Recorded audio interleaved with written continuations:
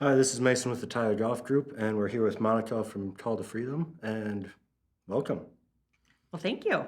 So, Monica, just to start off, what is the Call to Freedom? Yeah. Call to Freedom, we're a nonprofit located here in Sioux Falls.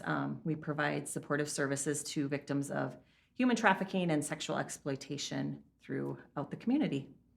Okay. What was kind of the inspiration of the start to this project? Our founder and CEO, Becky Simmons Rasmussen, or Rasmussen Simmons, she was doing an outreach in 2015 at one of the largest Sturgis bike rallies to date, actually, and really encountered a young lady while she was doing the outreach out there, and it pretty much forever changed her life. Becky didn't hear a lot of her story, or she didn't share a lot that evening, but Becky knew that something was going on, and it was bigger than what she could handle. Come to find out, Becky did find out that she had been missing for a while. Her name was Marissa, and she'd been found and been missing, so back and forth, kind of in and out of that life. And when Becky got back to Sioux Falls, she said, "You know what? We have to take initiative and do something about this." So she was working a full-time job, busy, and also taking on this nonprofit that she had just supplied it or submitted an application. So in January of 2016, Call to Freedom became a 501c3 nonprofit on its own. So That's fantastic. So, what more does Call to Freedom have that you guys have to offer? yeah, so our program is very unique in the services that we offer. So I don't know of very many other anti-human trafficking organizations that do our services the way we do. We have kind of a holistic approach with a continuum of care model, and what that means is we really meet the victim or that client where they're at when they walk through the doors. So every victim, every client is not the same. So really, if one is needing some addiction services, we have addiction specialists on staff that are able to do assessments and help get them into treatments in the community. We have occupational therapists. We have case management. We have reentry case managers. So they're actually working in the jails and prisons throughout South Dakota here as well. So really just, again, loving them where they're at in their journey and being able to provide the services that they're needed, and not this cookie cutter like form of you need all of these services before you go through the program. Yep. It's really survivor led as well. So the survivors take a look at all of our programming. They take a look at pretty much everything that we do and really say, hey, this is what I needed, this is what I need. And then if we don't have a partner with them out in the community, we create a position and are able to really stem from that. Can you So, expand on more on how it's survivor led? What do you mean by with the survivors? yeah, so we bring programs to them. So for occupational therapy, for example, that doesn't normally fit in, we'll say, in an anti-human trafficking role. But survivors said that, hey, I don't know how to cook. I don't know how to budget. I don't know how to wash clothing. So we're like, okay, what type of service can we provide them with and be able to kind of encompass all of that? So the survivors, those victims said to us, this is what I need. And we created that like an occupational therapy position. Same with the reentry. We were seeing so many clients coming from our jails and prisons that we needed to provide that service to be able to help them when they do, get out of that situation, that they aren't just right back into the life that they Yep. lived, but we can support them through that time. Yeah, that's probably one of the harder things is getting them back in. Absolutely. On that topic, what's some of the biggest challenges that you've found personally Yeah. and occupationally through this? Yeah. Personally, it's definitely, you do this for a purpose.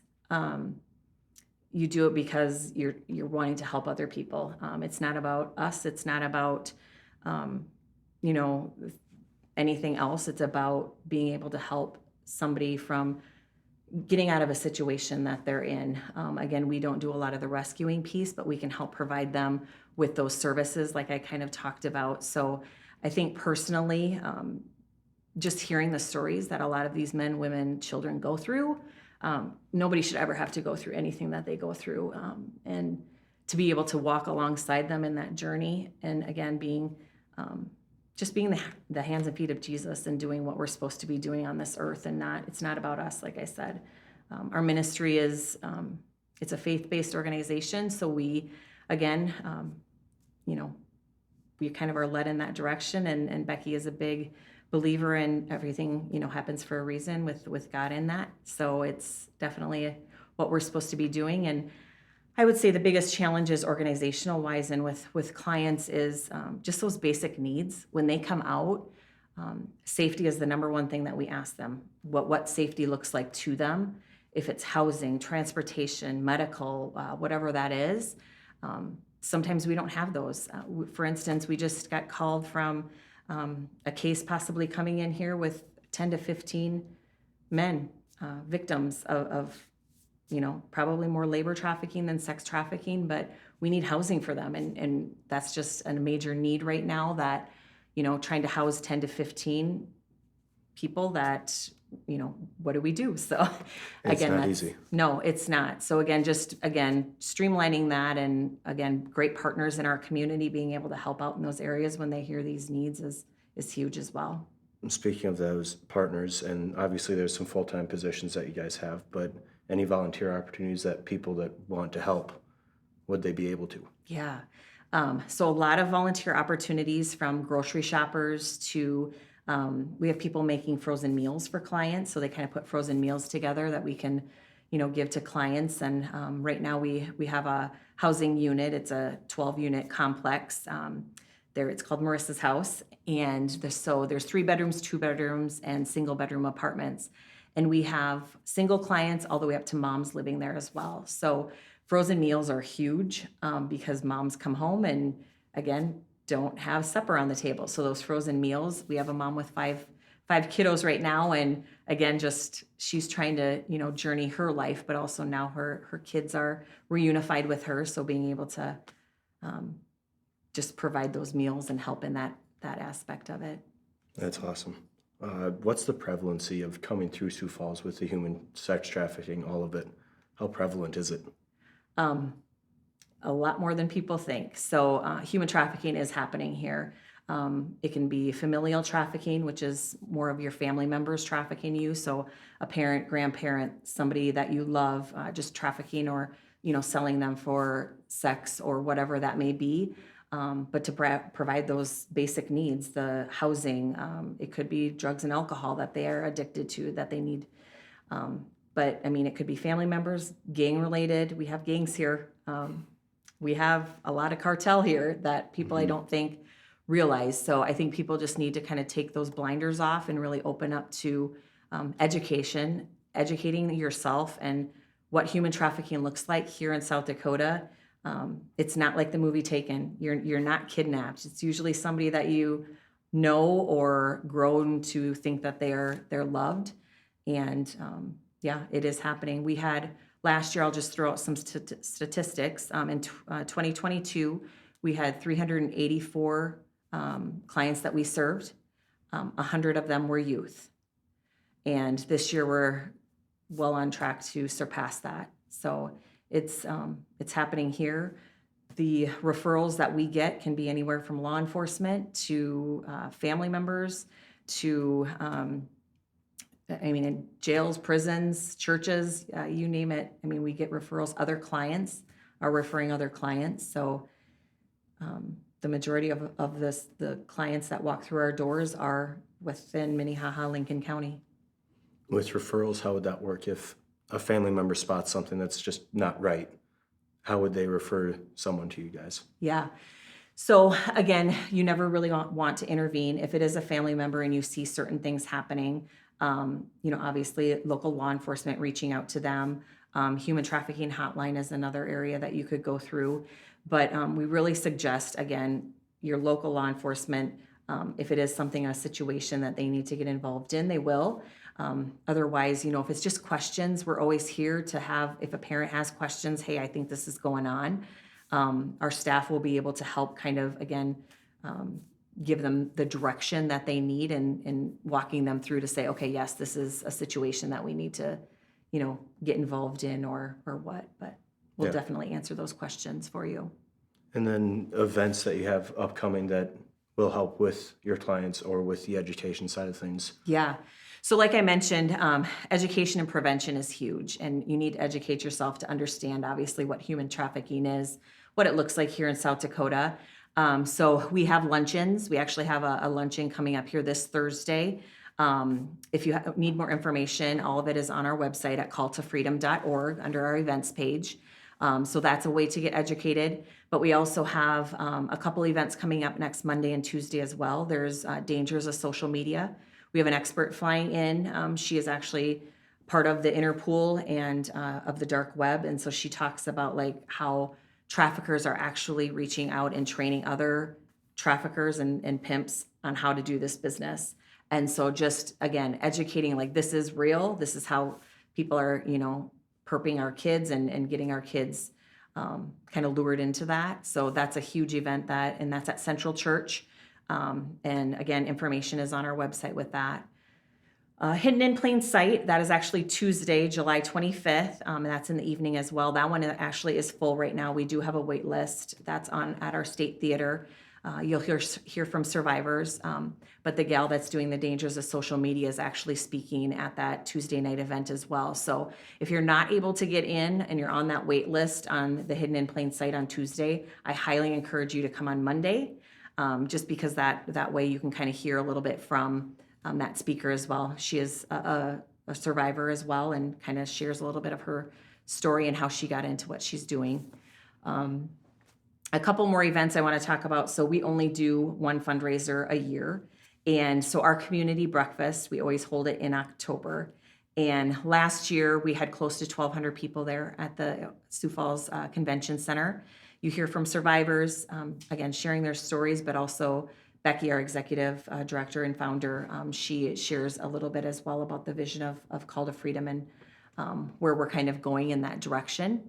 So that's always a way to get involved if you're wanting to, again, obviously we need financial needs as well. So that's always a way that you can give. And then again, I'm just going to share this, and this is kind of a God thing. We had a country Western artist actually reach out to us about 2 months ago saying, hey, 2 weeks out of the year, I donate my time to 10 nonprofits in the United States. And they chose Call to Freedom to be one of those nonprofits this year. So September 28th, Trey Taylor is actually coming to the Minnehaha Country Club. And he is going to have an intimate night where he is just going to be singing acoustically, doing some fundraising, and just, again, sharing his passions and why he chose Call to Freedom to be that kind of that nonprofit of choice for him. So, that sounds like it'll be a phenomenal event. yes, very excited about that one. So good.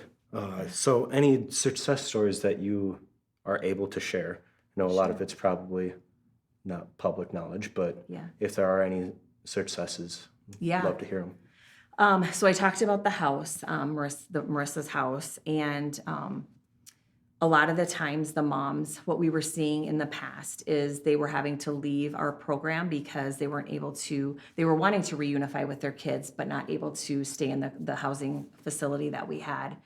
And so the reunification process is definitely, it's hard because there's probably a lot of things that need to fall into place in order for them to be reunified again. But we were able to witness a mom actually hadn't seen her girl in a long time.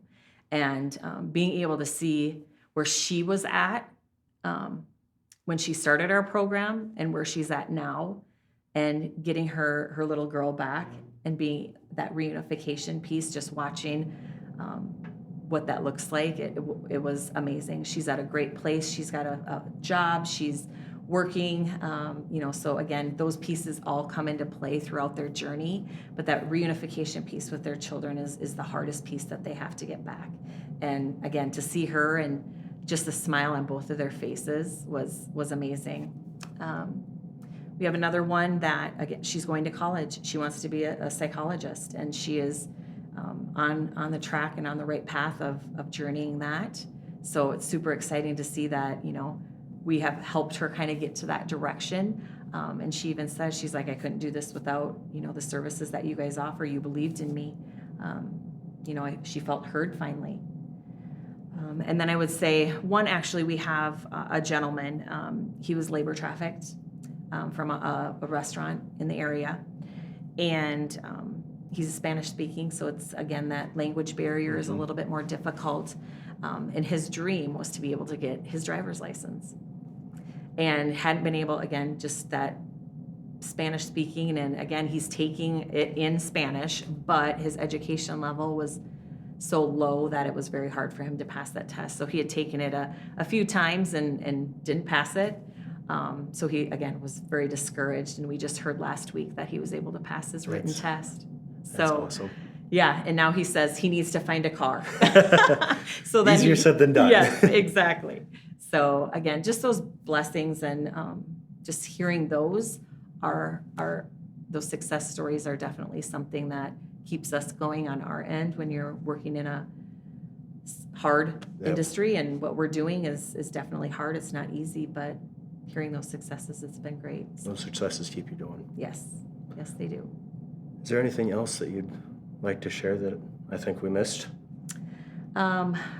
No, I think just that education and prevention, just to be more aware of your surroundings and what's happening, when you're out and about. Just if you're feeling like something's off, then it's probably right, and that gut feeling is usually what needs to. The gut is right. Yes, the majority of the time. So, no, we just thank you so much for this time. We appreciate it at Call to Freedom, and what you guys do too. So, Yes, thank you for coming in. yeah, And it was a pleasure talking with you. thank you.